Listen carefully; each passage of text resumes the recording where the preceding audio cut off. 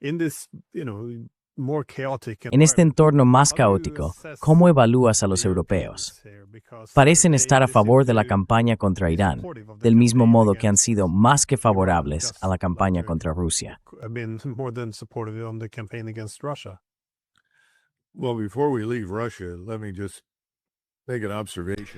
Bueno, antes de dejar Rusia, permíteme hacer una observación. Me la transmitió hace unas horas alguien que ha pasado muchísimas horas, quizás cientos, viendo videos y discursos del presidente Putin. Señaló algo que me pareció muy interesante. ¿Te das cuenta de que el 2 de febrero es el aniversario de la caída de Stalingrado? Los estadounidenses no prestan atención a esto. Sabemos que los rusos, o los soviéticos en aquel momento, sufrieron al menos 1 millón de bajas defendiendo Stalingrado contra los alemanes. No fue en absoluto el final de la guerra para los alemanes, pero sí un enorme revés. También fue un punto de inflexión importante para los rusos, porque hasta ese momento habían tenido muy poco éxito contra las Fuerzas Armadas alemanas. Putin asistió al servicio conmemorativo en Stalingrado.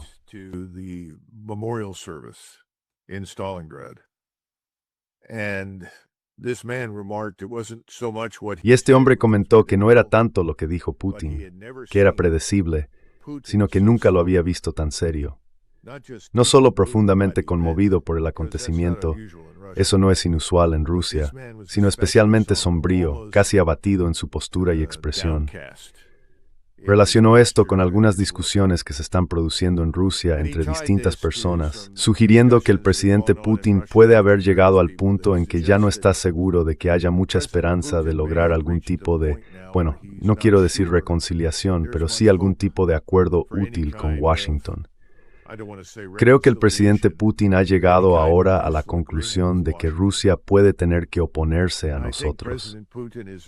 Y no es algo que él quiera hacer. Del mismo modo que sostengo, el presidente Trump temporalmente realmente provocar esta Oriente Íntimo.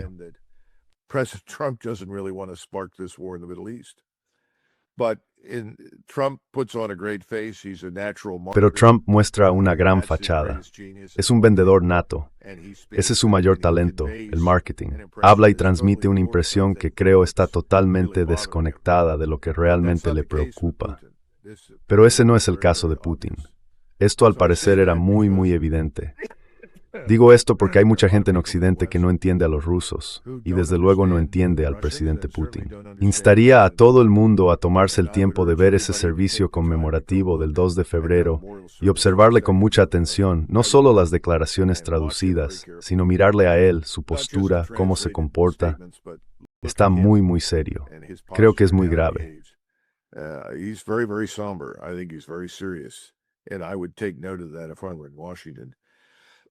Y yo tomaría nota de eso si estuviera en Washington. Ahora mencionaste a los europeos. Escuché a Donald Tusk esta mañana, no sé cuándo lo dijo, si fue hoy o ayer, pero intentó afirmar que existía algún tipo de conexión entre Putin y Epstein, lo cual es absolutamente absurdo. No hay ninguna prueba de eso. Putin no necesita ningún consejo fiscal del señor Epstein, que al parecer se dedicaba a enseñar a la gente cómo evitar pagar impuestos. Tampoco necesitaba ni los otros servicios famosos del señor Epstein. Pero creo que eso dice algo sobre europeos en este momento. Tusk es un globalista. Tusk is a globalist. Macron es un globalista, Stolmer es un globalista, Merz es un globalista. Todas estas personas son afiliadas a BlackRock, asociadas con gente que francamente evitaría a toda costa si pudiera en Estados Unidos. Son personas cuyas normas morales y sistemas de creencias me resultan absolutamente repugnantes, y creo también a la mayoría de los ciudadanos estadounidenses. Pero el hecho de que se esfuercen tanto, especialmente Tusk, por intentar establecer un vínculo con Epstein, me parece un acto de desesperación, un intento de convencer a la gente no solo de que los rusos vienen, los rusos no vienen, y eso resulta cada vez más evidente para la gente en Europa.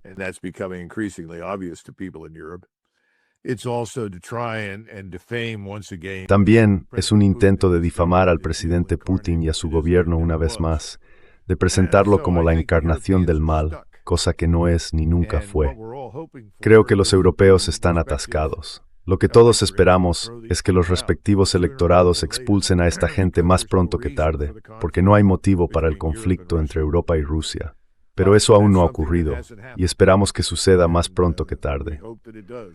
Según David Betts, el lugar que probablemente estalle primero ahora resulta ser Gran Bretaña. Así que quizá allí donde empiece. Francia no se quedará muy atrás, y no creo que los alemanes hagan mucho hasta que lo vean ocurrir en otro sitio.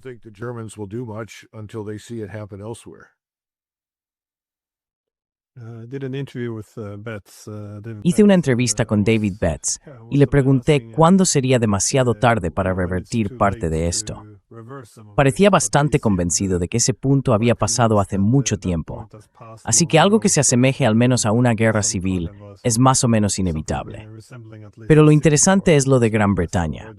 De todos los medios de comunicación de Europa, son los británicos los que en los últimos días realmente se han esforzado por intentar rusificar todo el escándalo Epstein. Es decir, spukeritzen y Epstein por Kebi, no mitspisi esu denigthem.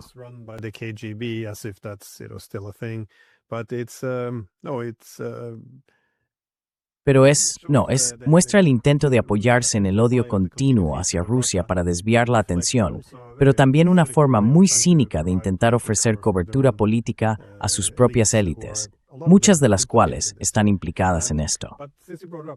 Pero ya que lo mencionas, quería preguntarte por los archivos de Epstein.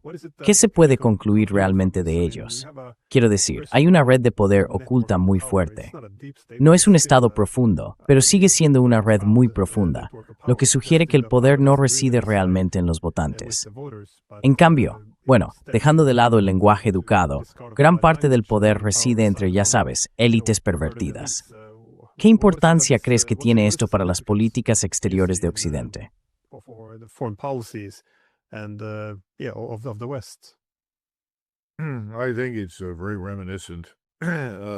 Creo que recuerda mucho a lo que el pueblo francés descubrió a finales de la década de 1780 sobre su propia clase dirigente. Para cuando se llegó a 1789, habían desarrollado una profunda aversión hacia el liderazgo aristocrático del país.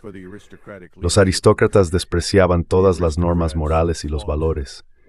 Ahora bien, los franceses no son, ni nunca han sido, un pueblo irracional. Pero cuando te esfuerzas en arrojar cubos de inmundicia y desprecio sobre las instituciones del país, ya sea la iglesia, el ejército o el gobierno, estás enviando a la población la señal de que no sientes más que desprecio por ellos.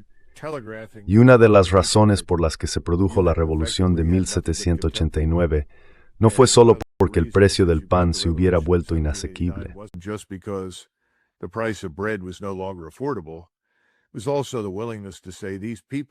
También fue la disposición a decir, estas personas no merecen los cargos que ocupan. Creo que cada vez más en Estados Unidos, más y más estadounidenses están llegando a la conclusión de que las personas que los gobiernan no son dignas de los cargos que ocupan. También están tomando mayor conciencia de que quienes los gobiernan en realidad no los están gobernando. Es ese grupo de multimillonarios entre bastidores, con sus diversos tentáculos en el Congreso, los tribunales e incluso ahora en el alto mando militar y la Casa Blanca. Hasta el punto de que la gente empieza a preguntarse quién toma realmente las decisiones.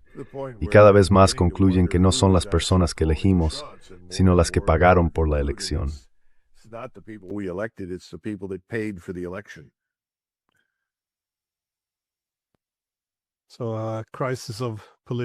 Así que, una crisis de legitimidad política. Al menos eso es lo que parece estar gestándose también en Europa. Antes de terminar, ¿tienes alguna otra reflexión sobre hacia dónde podríamos dirigirnos, al menos aquí en Europa, especialmente en lo que respecta a lo que los rusos podrían tener planeado a continuación?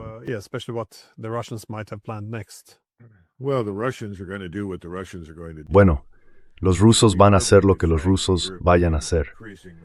Para ser totalmente franco, los europeos son cada vez más irrelevantes en ese proceso. Lo que no sabemos es qué se está decidiendo en Moscú. Pero creo que, basándome en las observaciones de esta persona, que es un profesional especializado en seguir a Putin, y también en lo que vemos que ocurre sobre el terreno en el este de Ucrania, con el ejército, Esto va a terminar en los términos de Rusia. La decisión está a punto de tomarse. ¿Cuándo, dónde y cómo sucederá? Lo que veremos en el futuro será diferente de lo que hemos visto durante casi los últimos 4 años.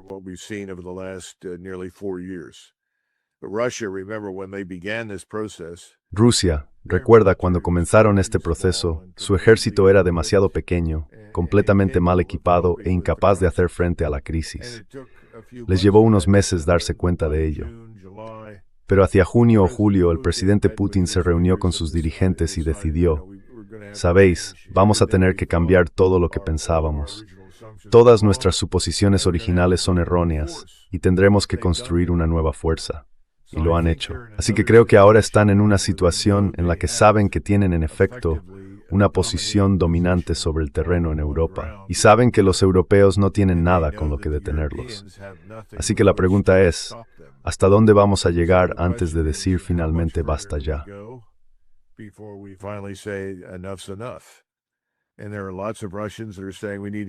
Y hay muchos rusos que dicen, tenemos que llegar hasta la frontera polaca.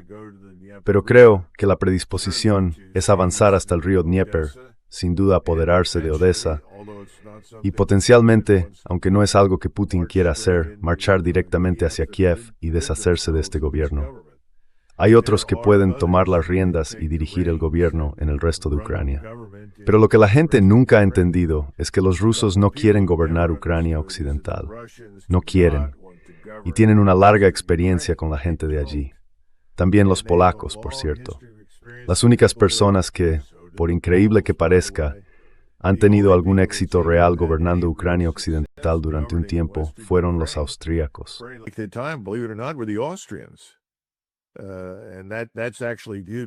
Y de hecho, la mayoría de los ucranianos en Occidente consideran que fue un periodo relativamente positivo de su historia.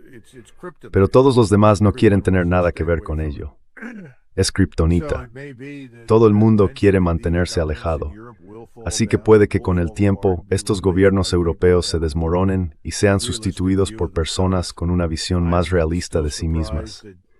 Todavía me sorprende que Alemania, que va camino del suicidio nacional dada su pasión por la desindustrialización, no haya despertado ya. Pero esas cosas llegarán. Lo que he aprendido, creo, en los últimos años, es que todo lleva más tiempo del que uno imagina. Es lo mejor que puedo decirte.